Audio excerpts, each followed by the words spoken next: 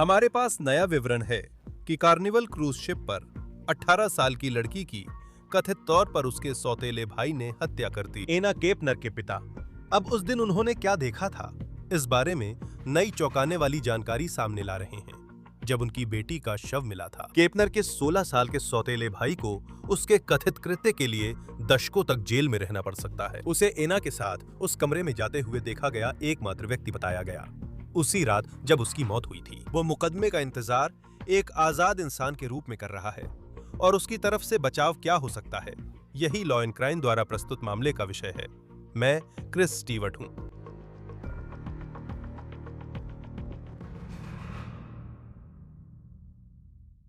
दोस्तों, मैं आपको अपसाइड ऐप के बारे में बताना चाहता हूं, जिससे पेट्रोल, किराना और टेकआउट पर कैशबैक मिलता है। आपको बस अपसाइड ऐप मुफ्त में डाउनलोड करना है, उनके 1 लाख से ज्यादा लोकेशनों में से किसी एक पर ऑफर क्लेम करना है, फिर अपनी कार्ड से वैसे ही पेमेंट करना है जैसे आप आमतौर पर करते हैं।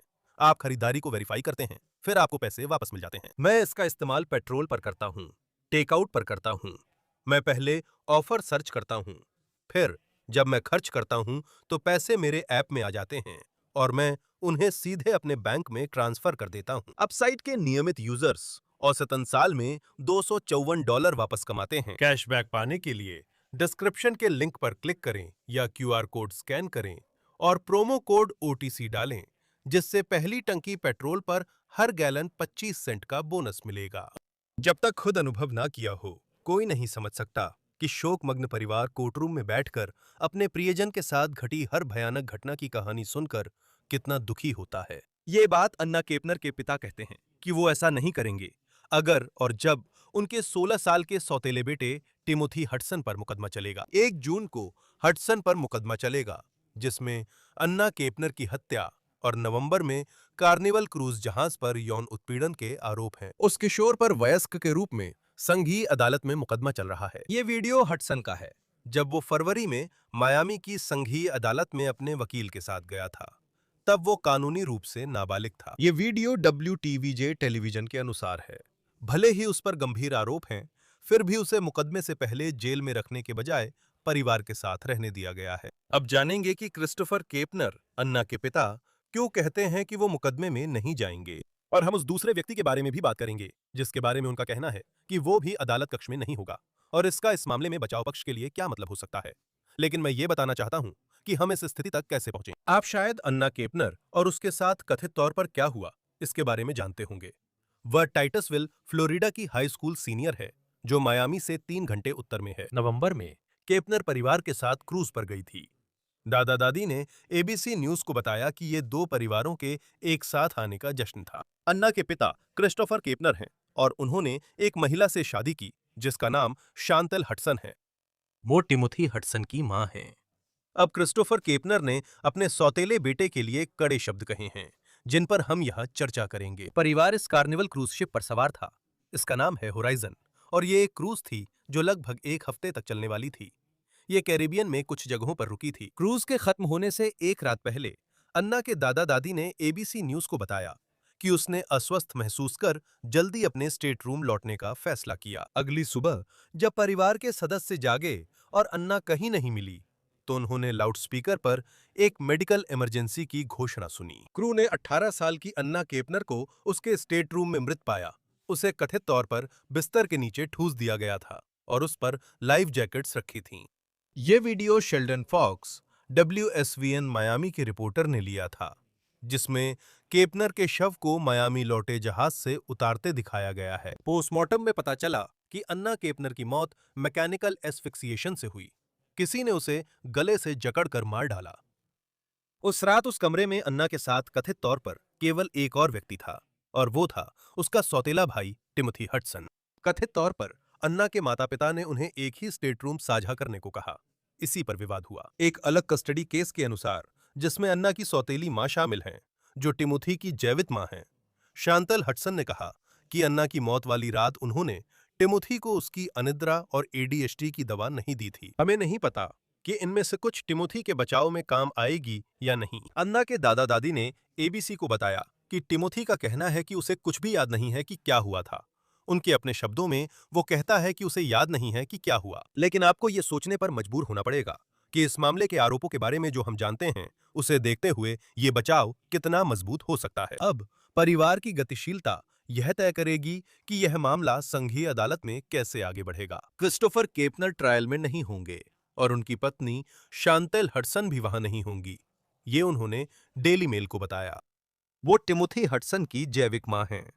अब उनका बेटा फर्स्ट डिग्री मर्डर और गंभीर यौन हमले के आरोप का सामना कर रहा है। संभव है अन्ना की सौतेली मां और पिता को गवाह के रूप में बुलाया जाए। क्रिस्टोफर ने डेली मेल को बताया कि उन्होंने अपनी बेटी का शव उसी स्टेट रूम में देखा था जहां उसे क्रू मेंबर्स ने पाया था।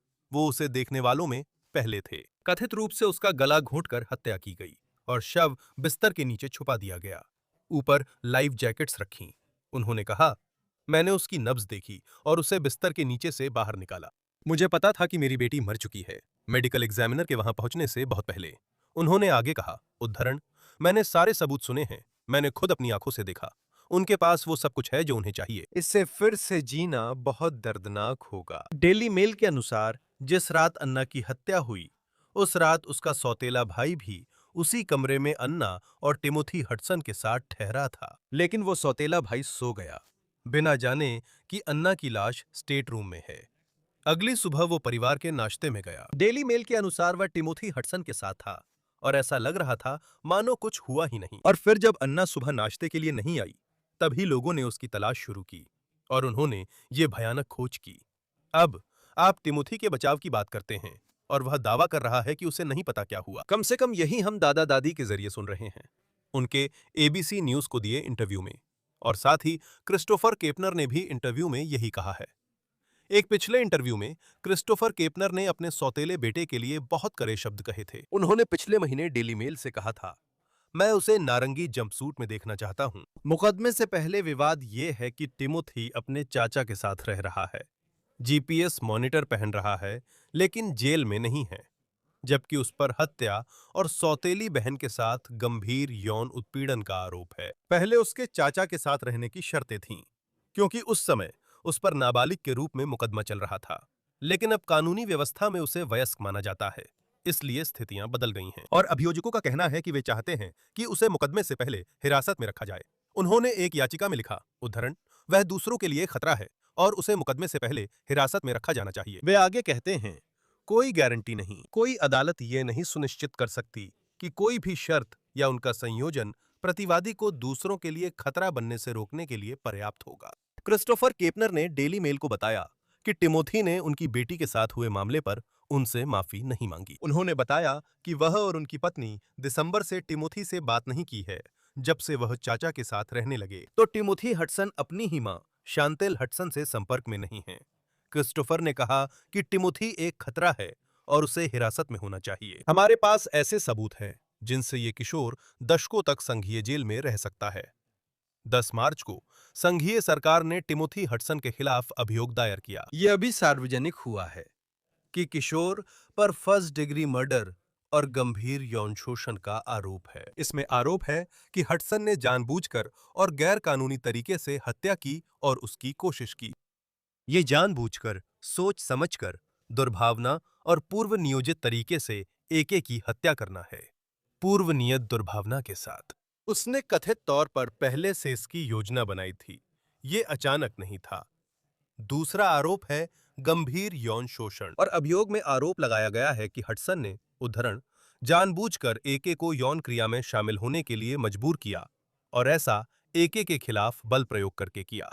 उसे वयस्क के रूप में आरोपित करने का फैसला, उसे वयस्क के रूप में मुकदमा चलाने का फैसला, ये 10 अप्रैल को आधिकारिक हो गया और इस मामले से संबंधित कई दस्तावेजों को सार्वजनिक कर दिया गया, जिससे हमें यह देखने को मिला कि अभियोजकों के पास मुकदमे की ओर बढ़ने के लिए क्या-क्या है। हमें पता चला है कि सरकार के पास सबूत हैं, जैसा कि सार्वजनिक की गई एक डिस्कवरी फाइलिंग में दिखाया गया है, जिससे पता चलता है कि संघीय अभियोजकों ने बचाव पक्ष को क्या सौंपा।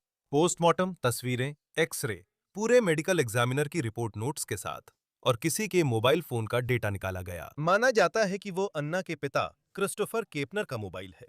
मियामी डेड शेरिफ विभाग के 4 बॉडी कैमरा वीडियो और एफबीआई द्वारा बनाए टाइमलाइन, जिन्हें केस के स्पेशल एजेंट ने बनाया है, इस्तेमाल होंगे। अधिकारियों ने कथित तौर पर 3D क्राइम सीन रिकंस्ट्रक्शन तकनीक का भी इस्तेमाल किया है, ताकि दिखाया जा सके कि केपनर का शव उस केबिन में कथित तौर पर कैसे मिला था। टिमोथी हडसन का ट्रायल 1 जून से शुरू होने वाला है। इस मुद्दे पर हमारे साथ पूर्व पाम बीच काउंटी स्टेट अटॉर्नी डेव एरनबर्ग जुड़ रहे हैं। लॉ एंड क्राइम पर आपको देखना अच्छा लगता है। मैं क्रिस स्टीवर्ट हूं। मुझे पता है, आप जानते हैं, ट्रायल को टालने के लिए एक मोशन आ सकता है, लेकिन अगर सिर्फ कैलेंडर को देखें तो क्या चीज तय करेगी कि वाकई वही तारीख होगी जब टीएच टिमोथी हडसन का ट्रायल शुरू होगा या नहीं? ये इस पे निर्भर करता है कि क्या उन्होंने स्पीडी ट्रायल मांगा है और अभी तक उन्होंने स्पीडी ट्रायल के अपने अधिकार को नहीं छोड़ा है। वे प्रक्रिया तेज करने और अभियोजकों को 1 जून से केस की सुनवाई शुरू करने के लिए मजबूर कर सकते हैं, लेकिन मुझे लगता है कि ये किसी न किसी मोड़ पर टल जाएगा। ऐसा अक्सर होता है। बस आप जानते हैं, आपके पास ये 2 या 3 हफ्ते की ट्रायल अवधि होती है जो तय की जाती है और 1 जून उस विंडो की शुरुआत है। मुझे लगता है कि यहाँ 2 हफ्ते की ट्रायल अवधि है, लेकिन ऐसे हाई प्रोफाइल मामले में मामला अलग होता है। जूरी को देखना और सारी तैयारियां करनी होती हैं, इसमें थोड़ी देरी हो सकती है। क्रिस्टोफर केपनर एन्ना केपनर के पिता हैं।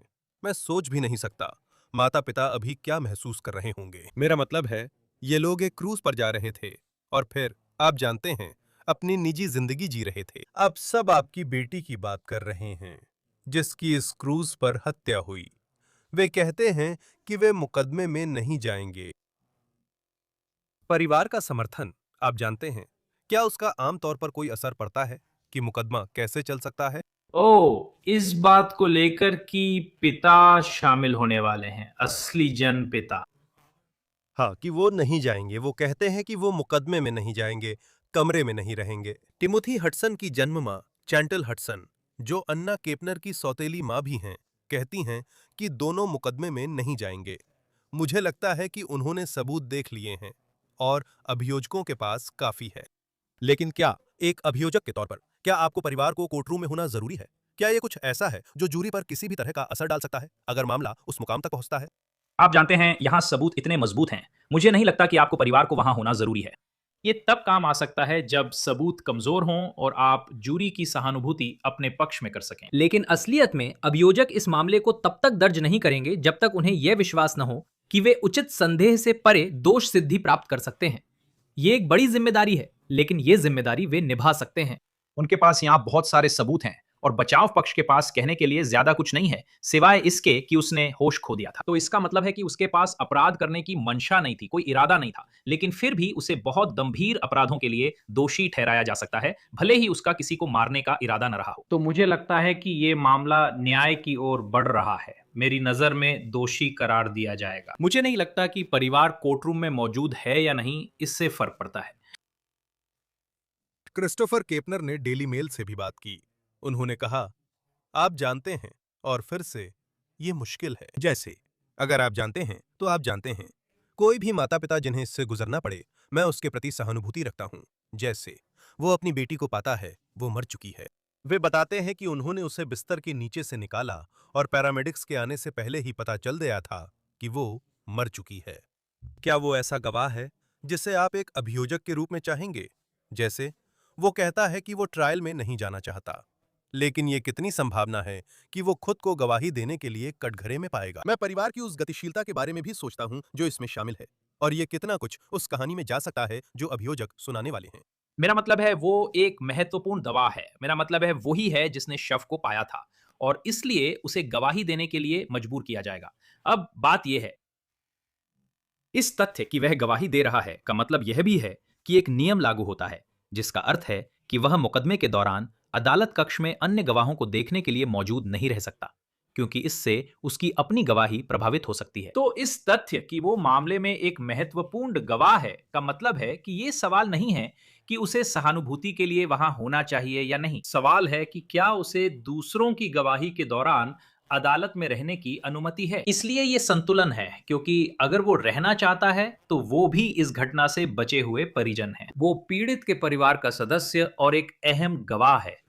अब मामला कम जटिल है, क्योंकि वो वहां नहीं रहना चाहता ताकि दूसरी गवाहियां न देखे। मेरा मतलब है, मैं किसी को दोष नहीं देता, हर कोई अपने अपने तरीके से शोक मनाता है और किसी परिवार के सदस्य के लिए ये सब फिर से देखना, इस सब को दोबारा जीना, उस आघात से फिर से गुजरना बहुत ही मुश्किल होता होगा। मैं उनकी इच्छाओं का सम्मान करता हूं। जहां तक बचाव पक्ष का सवाल है, हमने पहले भी बात की है और आधिकारिक तौर पर हमें नहीं पता टिमोथी हडसन का बचाव क्या होगा। हम जानते हैं कि दादा दादी ने एबीसी न्यूज से बात की थी और उन्होंने कहा है कि वो कहते हैं कि उन्हें याद नहीं है कि वो ब्लैकआउट हो गए थे। क्रिस्टोफर केपनर, जो अन्ना केपनर के पिता हैं, उन्होंने डेली मेल को भी वही बताया था।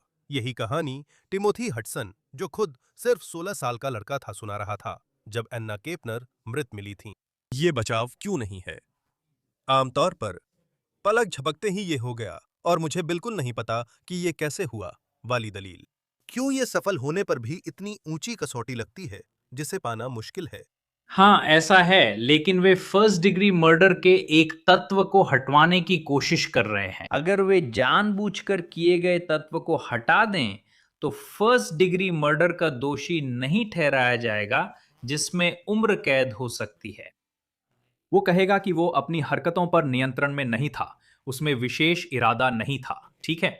और इसका मतलब ये हो सकता है कि उसे दोषी नहीं पाया जाए। आपको पूर्व नियोजित योजना दिखानी होगी, आपको मैलिस अफोरथॉट यानी पहले से बुरी नीयत दिखानी होगी ताकि उस अपराध में दोषी ठहराया जा सके। इसीलिए वे इस इंपल्स या ब्लैकआउट की कहानी का इस्तेमाल करने की कोशिश कर रहे हैं ताकि इसे सेकंड डिग्री मर्डर या गैर इरादतन हत्या तक घटाया जा सके, जो और भी कम सजा वाला अपराध है।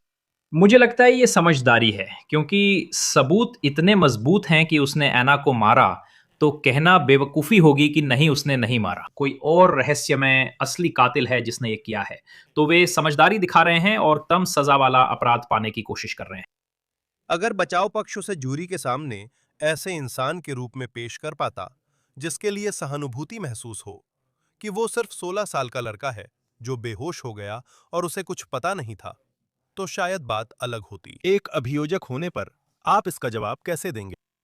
देखिए, आप भरोसा कर सकते हैं कि बचाव पक्ष जोर देगा कि वो तब नाबालिग था। वे कहेंगे, देखिए, ये सिर्फ 16 साल का था, इस पर वयस्क के रूप में मुकदमा चलाना सरकार की ज्यादती है। और वे उसे मेनेंडेज ब्रदर्स जैसी स्वेटर या निकोलस क्रूज जैसे बड़े चश्मे पहनाकर उसे बच्चा सा दिखाने की कोशिश करेंगे। मुझे लगता है कि ये तो जरूर होगा। अब एक अभियोजक के तौर पर आप सबूतों और इस तथ्य पर ध्यान केंद्रित करते हैं कि पीड़िता खुद एक युवा लड़की थी जिसे कभी भी इस तरह अपनी जान नहीं गंवानी चाहिए थी। और ये सिर्फ एक ऐसी स्थिति नहीं है जहां उसने होश खो दिया था, बल्कि इसमें पूर्व नियोजन भी है। इसमें कुछ योजना दिखती है, इसमें जिम्मेदारी से बचने, गिरफ्तारी से बचने की कोशिश दिखती है, जैसे कि शव को छुपाने और झूठ बोलने का प्रयास। आप दिखाना चाहते हैं कि उसने ऐना के साथ पहले भी गलत व्यवहार किया था। याद रखिए, अन्ना के पूर्व प्रेमी ने कहा था कि उसका सौतेला भाई उस वक्त अन्ना पर डोरे डाल रहा था। यही बातें जूरी को प्रभावित करेंगी। और हां, इसका दूसरा पहलू भी है जिसे मैं सावधानी से कह रहा हूं। लेकिन अगर बचाव पक्ष आत्मरक्षा या ऐसा कोई तर्क लेना चाहता है तो उसके खिलाफ लगा ये आरोप भी अहम होगा। मुझे नहीं पता उनके पास वो है या नहीं, लेकिन अगर होता तो वो इसका सामना कर रहा है और कथित तौर पर ऐसे सबूत हैं जो उसके साथ यौन शोषण साबित करते हैं। ये कैसे प्रभावित करता है कि बचाव पक्ष किस तरह से कोशिश कर सकता है? आप जानते हैं, अगर वे आत्मरक्षा के तर्क के साथ जाना चाहते तो ऐसा नहीं लगता कि अगर आपके पास यह भी है तो आप उस तर्क को सफलतापूर्वक पेश कर पाएंगे। ये महत्वपूर्ण है क्योंकि ये फेलनी मर्डर के आरोप का भी आधार है। याद रखें, यहां हत्या के लिए दोषी ठहराने के अलग अलग तरीके हैं, और अगर हत्या किसी और गंभीर अपराध के दौरान होती है, जैसे कि गंभीर यौन शोषण, तो उसे दोनों अपराधों के लिए सजा मिलती है। इसीलिए ये महत्वपूर्ण है। ये सिर्फ इसलिए महत्वपूर्ण नहीं है कि उसने यौन शोषण किया और उसे उसके लिए जिम्मेदार ठहराया जाए, बल्कि ये हत्या के मामले में भी महत्वपूर्ण है। भले ही आप ये दिखा दें कि उसका उसे मारने का इरादा नहीं था, फिर भी उसे हत्या का दोषी ठहराया जा सकता है। साथ ही सिर्फ ये तथ्य दिखाकर कि उसने कथित रूप से उसका यौन शोषण किया, बचाव पक्ष जो भी सहानुभूति या अच्छा प्रभाव बनाने की कोशिश करेगा, वो सब खत्म हो जाएगा। वो एक युवा लड़का है जिसे हाल ही में स्वास्थ्य समस्याएं हुई और वो बेहोश हो गया। ये बात उस जूरी पर असर नहीं डालेगी जो मानती है कि उसने बेचारी ऐना के साथ गंभीर यौन शोषण किया है। आप क्या सोचते हैं कि वो अभी बाहर है, जबकि वो जीपीएस निगरानी में है और वो चाचा के घर है? लगता है उसने सब कुछ सही किया, यही योजना थी जब उस पर नाबालिग के रूप में मुकदमा चल रहा था। अब जब उस पर वयस्क के तौर पर मुकदमा चल रहा है तो कई लोग पूछ रहे हैं कि वो मुकदमे से पहले की हिरासत में क्यों नहीं है। हाँ, मुकदमे से पहले रिहाई को प्राथमिकता दी जाती है। यही फेडरल और राज्य प्रणाली है। और जब आप नाबालिग होते हैं तो आपको संदेह का लाभ मिलता है। मैं समझता हूं कि लोग क्यों चाहते हैं कि वो जेल में रहे, क्योंकि उस पर गंभीर अपराधों के आरोप है। फर्स्ट डिग्री मर्डर के आरोपी आमतौर पर ट्रायल से पहले रिहा नहीं होते, लेकिन वो 16 साल का था, इसलिए ये मामला असामान्य है। और साथ ही उसे महीनों तक जमानत पर ट्रायल से पहले रिहा कर दिया गया था। याद रखें, उसके चाचा के घर वो जीपीएस मॉनिटरिंग में था और उसने कोई नियम नहीं तोड़ा। तो इसी वजह से मैं इस बारे में ज्यादा परेशान नहीं हूं। मुझे नहीं लगता कि उसके भाग जाने की आशंका है। मुझे नहीं लगता कि वो समाज के लिए कोई खतरा है। मुझे लगता है कि उसे अपने कामों के लिए जिम्मेदार ठहराया जाना चाहिए। लेकिन साथ ही मैं इस बात को लेकर परेशान नहीं होने वाला कि उसे मुकदमे से पहले रिहाई मिल गई है। और जब बात आती है उसके बचाव की, और अगर उसका बचाव कुछ ऐसा है कि याद नहीं है क्या हुआ था, वो बेहोश हो गया था, जैसे कि अभियोजन पक्ष की तरफ से, क्योंकि मुझे पता है कि उसकी मां ने उस सिविल ट्रायल में जो चल रहा था कस्टडी केस में, उन्होंने कहा था कि उसे एडीएचडी और अनिद्रा है। मैं डॉक्टर नहीं हूं, मुझे नहीं पता कि इसका क्या असर पड़ता है। क्या यह किसी के बेहोश हो जाने और यह न जानने में भूमिका निभा सकता है कि क्या हुआ अगर उन पर आरोप है कि उन्होंने किसी की हत्या कर दी। लेकिन आप एक अभियोजक के तौर पर, या शायद ज्यादा सही कहें तो बचाव पक्ष से, जैसे क्या इसके लिए कोई डायग्नोसिस या कुछ और होना जरूरी है ताकि उस बात को कोई आधार मिल सके, सिर्फ ये कहने के अलावा कि आप जानते हैं, मुझे बस याद नहीं है कि क्या हुआ था। ये विशेषज्ञों के बीच गवाही और लड़ाई होगी, जिससे कभी कभी संदेह पैदा हो सकता है, क्योंकि जूरी सोच सकती है कि दोनों विशेषज्ञ अलग बात कहते हैं, तो सच क्या है। आपको पुष्टिकरण के लिए इतने पुख्ता सबूत दिखाने होते हैं कि जूरी सोचे, हां, एक डॉक्टर भरोसेमंद है और दूसरा झोला छाप। अभियोजक के रूप में यही उम्मीद होती है। अब यह दिलचस्प है कि मेडिकल एग्जामिनर ने कहा कि उसकी मौत इसलिए हुई क्योंकि उसे गला दबाने वाली पकड़ में जकड़ा गया था। एक चोक होल्ड। जब वो कहता है कि मुझे कुछ याद नहीं क्योंकि मैं बेहोश हो गया था, तो इससे यह जरूर दिखता है कि किसी का इस तरह गला दबाने में कुछ इरादा था। अब बचाव पक्ष इसका विरोध करेगा। वे अपने विशेषज्ञ लाएंगे जो कहेंगे ये बस ऐसी हाथापाई थी जो हद से आगे बढ़ गई, जानबूझकर हत्या नहीं। इसी कारण ये हमेशा विशेषज्ञों की लड़ाई बनेगा। वैसे एक बात और, जब मैंने सुना कि उनकी अनिद्रा का क्या कारण था, तो मुझे वो समय याद आ गया जब कोई सेलिब्रिटी मुसीबत में फंस जाता है और कोई बेवकूफ़ी भरी हरकत कर देता है। वो हमेशा यही कहते हैं, डिहाइड्रेशन और नींद की कमी या कुछ ऐसा ही। ठीक है, आप जानते हैं, मेरा मतलब है, मुझे लगता है कि जनता इन बहानों से अच्छी तरह वाकिफ है और मुझे नहीं लगता कि वो इसे मानने वाली है। हाँ, यह दिलचस्प है। जब यह मुकाम आएगा, विशेषज्ञों की बात होगी। हालांकि वह बिल्कुल अलग मामला है, लेकिन जैसे करेन रीड केस में, वहां भी विशेषज्ञता पर बहस थी कि क्या वो कुत्ते के काटने का विशेषज्ञ है। जैसे क्या ये वो व्यक्ति है जिसे सच में गवाही देने की अनुमति मिलनी चाहिए। जैसे इसका पूरे मामले की टाइमलाइन पर क्या असर पड़ सकता है। अगर बचाव पक्ष विशेषज्ञ ला रहा है, अभियोजक कहते हैं कि इसे जूरी के सामने बोलने की अनुमति नहीं मिलनी चाहिए। हाँ, आपको विशेषज्ञ को गवाही देने की अनुमति दिलवानी होती है। वे ऐसे ही किसी भी झोला छाप को नहीं ला सकते। आपके पास कोई ऐसा व्यक्ति होना चाहिए जिसके पास प्रमाण पत्र हो, जिससे जज कहे, ठीक है, आपको गवाही देने की अनुमति है। लेकिन फिर अभियोजन पक्ष उसमें खामियां निकाल सकता है और कह सकता है, आप हर मामले में बचाव पक्ष की ओर से गवाही देते हैं, है ना? 100 मामलों में आप हमेशा बचाव पक्ष की ओर से गवाही देते हैं और आप हमेशा एक ही बात कहते हैं। इससे विशेषज्ञ की विश्वसनीयता घट सकती है, क्योंकि वह किराए का विशेषज्ञ लगेगा, न कि निष्पक्ष चिकित्सा प्राधिकरण। हाँ, और अब देखते हैं आगे क्या होता है। फिलहाल कैलेंडर पर 1 जून की तारीख है। यह स्पष्ट नहीं है कि उस दिन हम मुकदमे की बात करेंगे या नहीं, लेकिन देखते हैं क्या होता है। लॉ एंड क्राइम, मेरा नाम क्रिस स्टीवर्ट है। धन्यवाद क्रिस। ये था on the case, law and crime द्वारा प्रस्तुत। YouTube, Spotify पर सब्सक्राइब करें, पीकॉक पर भी देखें। मैं क्रिस स्टीवर्ट हूं, अगली बार मिलेंगे।